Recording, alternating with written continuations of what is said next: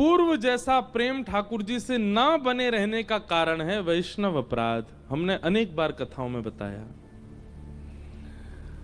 आपको द्वारिकाधीश बहुत प्रिय लगते थे, प्रसाद के प्रति बहुत निष्ठा, कथा में बहुत मन लगता था, पर अचानक से अब मन आपका उखड़ने लगा। निश्चित ही आपने किसी भगवत भक्त का अपराध किया।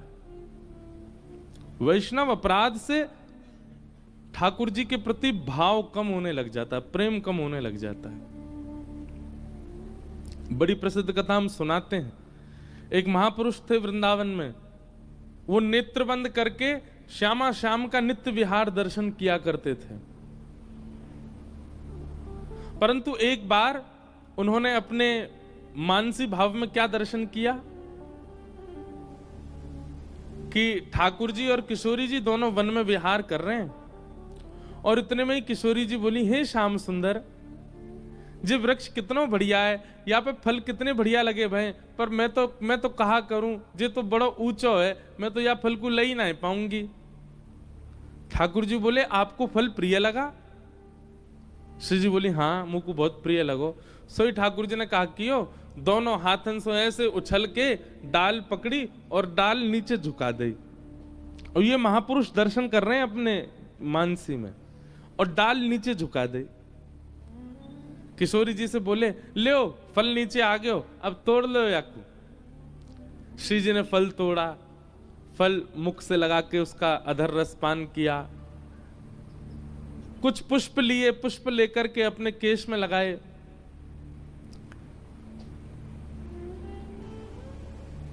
इतने में ठाकुर जी बोले, श्री जी ये ज्यादा भारी ना है, ये ज्यादा कड़ो ना है, ने पकड़ के देखियो है डाल को। श्री जी ने जैसे ही डाल पकड़ी, सोई ठाकुर जी ने छोड़ दी। और जैसे ही ठाकुर जी ने छोड़ी, सोई श्री जी लटक गई वासों। अब वो डाल ऊपर गु गई, अब श्री जी ऐसे बातें लटक गई। अब ठाकुर जी जोर जोर से हंसने लगे, बोले, आए आनंद आए, बड़े प्रेम से फल तोड़ रहे, बड़े प्रेम से पुष्प निकाल के चयन कर रहे हैं, यो ना लगी ने को नेक सो लाला इतनी बड़ी डाल को पकड़ के इतनी देर तक खड़ो है, अब पता चली। अब या दृश्य को वो महापुरुष देख रहे थे, और देखते देखते उनको बहुत जोर से हंसी आने लगी। इतनी जोर से हंसे, उसी समय उनकी कुटिया के बाहर से कोई विकलांग ब्रजवासी जा रहा था। उसके पैर, एक पैर नहीं था, और बेचारे लंगड़ा के चल रहे थे। और उसी समय इनकी हंसी निकली, तो बाहर से जाते हुए उस व्यक्ति ने मन में विचार किया, ये मेरी दुर्बलता पे हंस रहे हैं, मेरी चाल पर हंस रहे हैं, मैं ऐसे लंगड़ा के चल रहा हूं इसलिए इनको हंसी आ रही है। केवल उसके चित्त में ये भाव आना कि ये मेरी दुर्बलता पर हंस रहे हैं, इतने मात्र से उन महापुरुष के चित्त में जो प्रिया प्रियतम की लीला चल रही थी वो अंतर ध्यान हो गई। अब यहां तो जानबूझ करके नहीं किया, फिर भी वैष्णव अपराध लग गया। वैष्णव अपराध आप करते हैं तो ही लगता है, ऐसा भी नहीं है। कोई वैष्णव सोच ले कि इसने मेरा अपमान किया है, यह भी एक वैष्णव अपराध है। आपने मेरे साथ कुछ गलत नहीं किया, लेकिन मैंने जबरदस्ती मन में ही सोच लिया कि इन्होंने तो मेरा अपमान किया है, तो भी आपको वैष्णव अपराध लग जाएगा। इसलिए भगवत अपराध इतना बड़ा है ही नहीं। आप ठाकुर जी की सेवा में कोई चूक कर दो, ठाकुर जी के प्रसाद में चूक कर दो, कोई अपराध नहीं लगेगा। ठाकुर जी इतना गौर नहीं करते। पर भगवत भक्तों के प्रति तो बहुत सावधानी रखनी पड़ती है, क्योंकि इतनी सी बात भी उनको बुरी लग गई तो अपराध लगेगा। और उस अपराध से होता कुछ नहीं है, बस एक ही काम होता है, ठाकुर जी के प्रति जो आपका प्रेम है वो घटने लग जाएगा।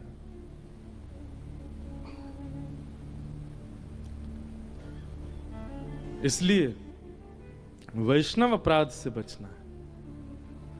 अब आप कहेंगे, महाराज जी वैष्णव अपराध तो इतना सूक्ष्म है, अब ना जाने किस किस को हमारी बातें बुरी लग रही होंगी, कहां तक बचें इससे? उसका एक ही उपाय है।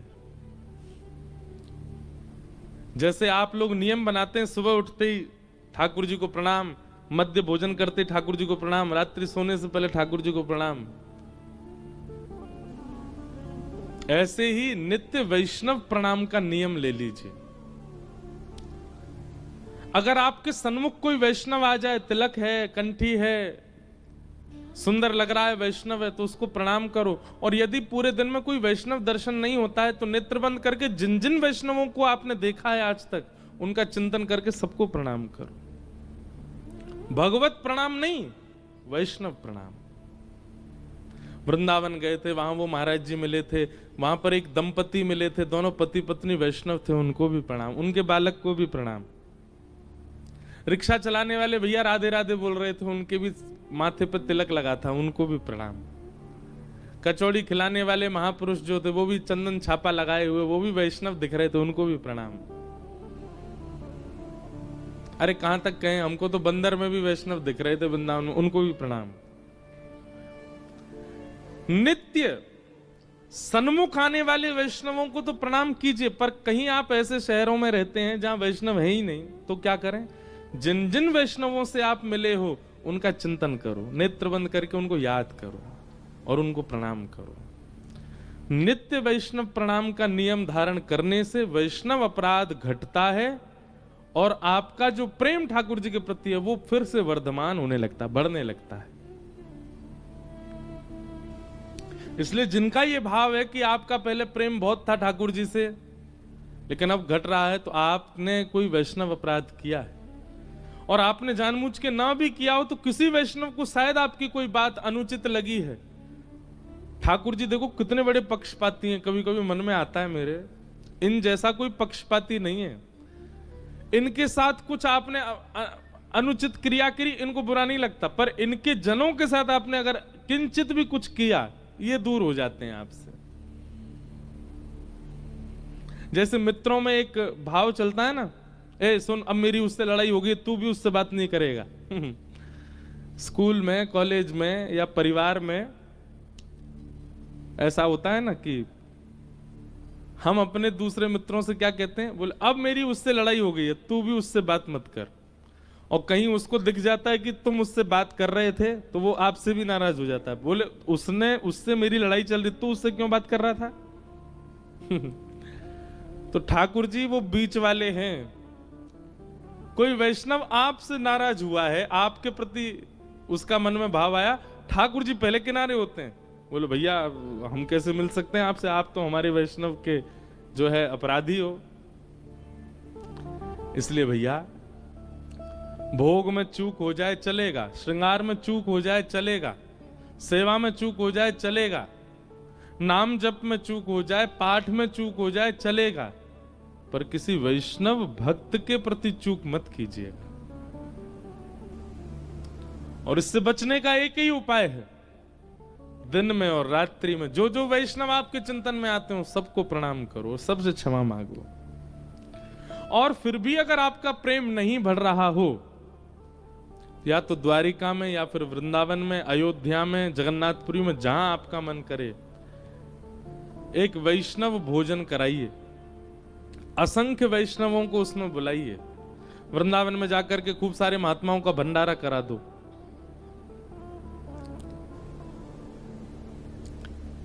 जगन्नाथपुरी में जाके खूब महाप्रसाद बंटवा दो। लेकिन केवल महाप्रसाद नहीं बांटना है, जिसको भी आप महाप्रसाद पवाओ उसके चरणों में प्रणाम कीजिए और फिर उससे क्षमा मांगिए। वो व्यक्ति कहेगा भाई तुम क्षमा क्यों मांग रहे हो, बोले नहीं बस आप क्षमा करो हमें। ऐसे अनेक वैष्णवों से जब आप क्षमा मांगेंगे तब आपका प्रेम पुनः वैसा हो जाएगा जैसा पहले था। अधिकतर ये होता है, कई बार हमारे साथ भी होता है। कई बार हमें लगता है कि हम लाल जी से इतनी दूरी, कभी कभी व्यस्तता के कारण हमारी दूरी बनती, पर व्यस्तता के कारण दूरी नहीं है। ये भी एक वैष्णव अपराध है। हमसे क्या वैष्णव अपराध होता है? इतने लोग दूर दूर से आते हैं हमसे मिलने, इतने लोग दूर दूर से आते हैं कथा में, कोई कुछ भाव लेके आता है, कोई लिख के लाता है, कोई कुछ वस्त्र लाता है, पर इतनी संख्या होने की वजह से हम क्या करते हैं, सबको दूर से ही प्रणाम करते हुए निकल जाते हैं। अब दूर वाला व्यक्ति बैठा, बोले मैं इतनी दूर से चल के आया, बस पकड़ के, ट्रेन पकड़ के, कहां से महाराज जी से मिलने आया, 2 मिनट भी नहीं मिले महाराज जी। अब उसके चित्त में ये भाव मेरे प्रति आते ही मुझे वैष्णव अपराध लगा। और इसी के कारण हमारे लाल जी हैं साथ ही, पर 24 घंटा हम सेवा नहीं करते उनकी। और उसमें बहाना क्या बन गया, व्यस्त हैं बहुत ज्यादा, यहां जाना वहां जाना, ये करना वो करना। कभी कभी जब संयोग मिलता है ठाकुर जी का, सेवा प्राप्त होती है, तो फिर लगता है कि अब वही वैष्णव जो हमसे नाराज हुए शायद खुश हो गए, इसीलिए लाल जी आ गए, फिर से श्रृंगार करा रहे हैं, फिर से भोजन पा रहे हैं हाथों से। तो वैष्णव अपराध बहुत सूक्ष्म होता है।